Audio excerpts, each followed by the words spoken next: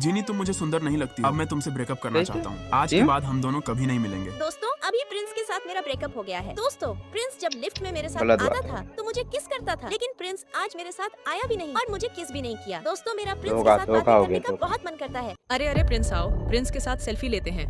अरे हाँ आओ आओ। जीनी तू उदास क्यों है, हमारी प्रिंस के साथ फोटो क्लिक कर। लो, ठीक है, धोखा लाओ। खाएगी तो उदास थे, तो दोस्तों, उदास ही चलिए हो गए मैं ना। उन सबकी फोटो क्लिक करती हूँ। Thank you Jeeni, thank you जीनी।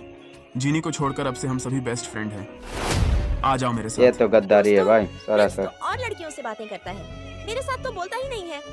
दोस्तों मारना चाहिए ना प्रिंस से फिर। ब्रेकअप होने के बाद मैं बहुत परेशान थी। मुझसे ऑफिस में काम भी नहीं हो रहा था, तभी प्रिंस आ जाता लो। है। हाय जीनी, क्या कर रही हो?